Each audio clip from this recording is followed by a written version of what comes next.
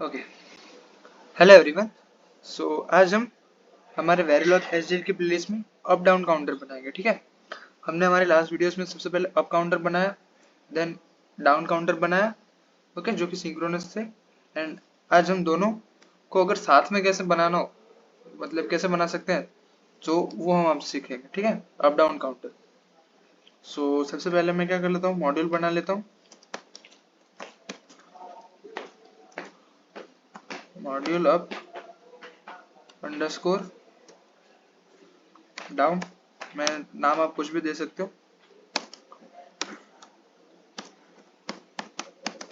Okay, अब इसमें input कौन कौन से होंगे, सेम वही clock, reset and output.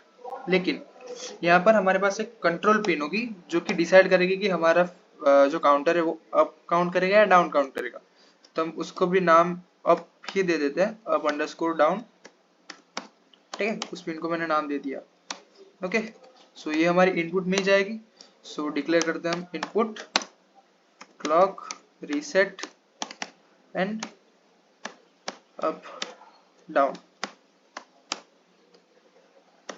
Okay, then हम आउटपुट लिखते हैं। आउटपुट हमारा कितने 3 बिट का होगा, हम 4 बिट का सॉरी 4 बिट का होगा। हम 4 बिट काउंटर बना रहे हैं, सो 3:0। अब इसको स्टोर करना है तो हम रजिस्टर डेटा टाइप यूज करेंगे। ओके,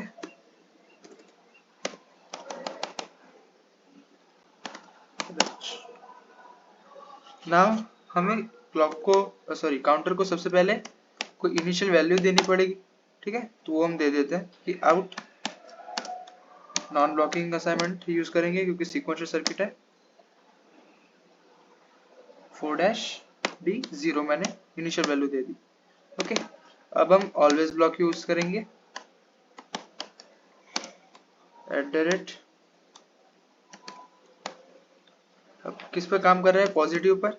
सो पॉसेज क्लॉक। ओके, देन अब यहाँ पे मल्टीपल हमारे स्टेटमेंट्स आएंगे। सो उसके लिए हम बिगिन और एंड का यूज करेंगे। सो बिगिन देन इफ। अब यहाँ पर हमारे पास रीसेट पिन है। सो सबसे पहले क्या होगा कि बिगिन में हम लिखेंगे कि अगर हमारा रीसेट 1 हुआ तो हमारा आउटपुट 0 पर चला जाएगा।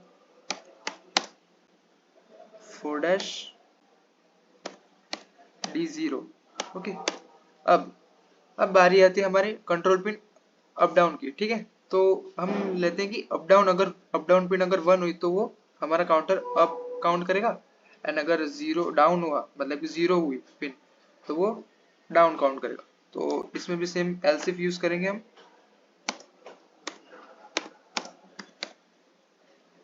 एल्स इफ ब्रैकेट में हम लिखेंगे up underscore down.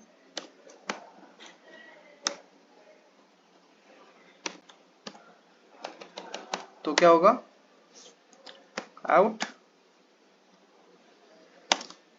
Equals to out plus 1। Okay, else क्या होगा, मतलब कि अप डाउन अगर 1 हुआ तो हमने लिखते हैं कि आउट होगा आउट प्लस 1। अगर अप डाउन अगर 0 हुआ तो क्या होगा, else out equals to out -1। Okay, और लास्ट में हमने जो बिगिन को किया उसको एंड कर देंगे और फिर लास्ट में एंड मॉड्यूल। ओके, सो यहाँ पर एरर है, देखते हैं कि ऑलवेज @। ओके, हमने क्लॉक को सही से डिफाइन नहीं किया, बस एच क्लॉक। ओके, सो ये है हमारा source code of up down counter. अब इसको हम सेव कर लेते हैं एंड स्कीमेटिक देखते हैं।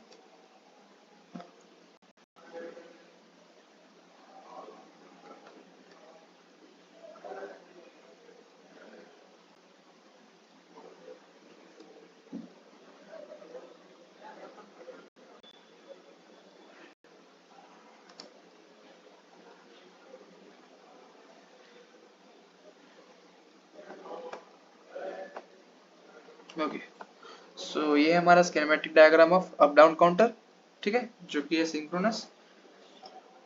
सब में हमने सेम क्लॉक दी है, जो कि हमारा अप काउंट भी करेगा और डाउन काउंट भी करेगा। किसके मुताबिक? ये अप डाउन जो हमने कंट्रोल पिन लिए उसके मुताबिक। अगर वो 1 रही तो अप काउंट करेगा और अगर डाउन रही तो वो डाउन काउंट करेगा। ओके, सो इसके हिसाब से हमने यहाँ पर टेस्ट बेंच लिखी है। सो टेस्ट बेंच में मैंने सबसे पहले क्या किया कि मॉड्यूल का नाम दे दिया, देन रजिस्टर और वायर से इनपुट आउटपुट को डिक्लेयर कर दिया, फिर इंस्टॉलेशन कर दिया टेस्ट बेंच का सोर्स कोड के साथ। ओके, देन इनिशियल बिगिन करके क्लॉक को इनिशियलाइज किया और क्लॉक का टाइम पीरियड #1 देके उसको टॉगल कर दिया। ओके, नाउ हमने इनिशियल बिगिन किया और सबसे पहले मैंने रीसेट को 1 रखा और उसी टाइम पे हमारा अप डाउन पिन क्या है? 0 है। तो हम इसके हिसाब से हमारा आउटपुट क्या आना चाहिए? यहाँ तक रीसेट 1 है तो आउटपुट 0 आना चाहिए। ओके, देन 2 नैनो सेकंड के बाद मैंने क्या किया? रीसेट को 0 कर दिया। ओके, सो और उसके बाद अप डाउन को 1 किया, मतलब रीसेट 0 और अप डाउन 1 है तो हमारा काउंट आउट क्या होना चाहिए? इंक्रीमेंट होना चाहिए, अप काउंट करना चाहिए। एंड 40 नैनो सेकंड के बाद अप डाउन 0 हो जाएगा, मतलब कि 40 तक वो अप काउंट करता रहेगा। एंड जैसे ही वो 0 होगा तो 0 के इस 0 स्टेज, इस स्टेज पर जो भी हमारी वैल्यू होगी वहां से वो डाउन काउंट करना स्टार्ट कर देगा और उसके बाद वापस 20 नैनो सेकंड के बाद अप हो गई, मतलब कि उस पॉइंट पर जो भी वैल्यू होगी वहां से वो अप काउंट करना स्टार्ट कर देगा। एंड लास्ट में मैंने क्या किया?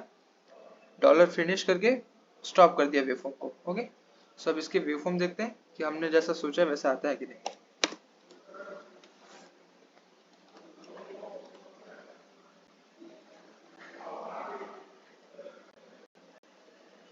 ओके, सो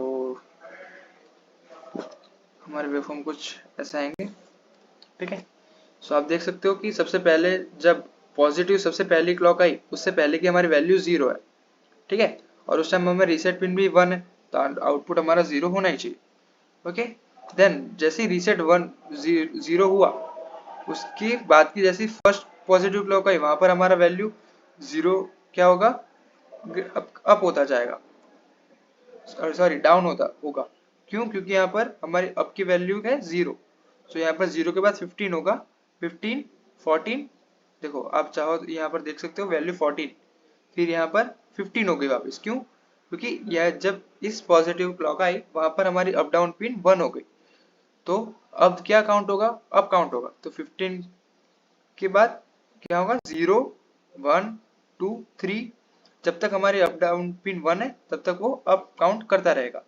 यहाँ पर हमारी पिन 0 हो गई तो 2 के बाद अप डाउन पिन अगर 0 है तो क्या आना चाहिए? डाउन काउंट करना चाहिए, जो कि आएगा 1 0 है ना। उसके बाद 15 14 ऐसा अप टू 9 8। ओके, अब यहाँ पर वापस हमारी अप डाउन पिन 1 हो गई पॉजिटिव एज पर, तो 8 के बाद अप काउंट करेगा 9 10 11, फिर 0 1 2 3 9 ऐसे। ओके, सो कुछ इस तरीके से हमारा अप डाउन काउंटर वर्क करेगा। ओके, सो ये था अप डाउन काउंटर का source code, test bench, waveforms and schematic diagram. Okay, so आगे हम और ऐसे टॉपिक्स पर डिस्कशन करेंगे। So for the stay tuned and for this video, thank you so much.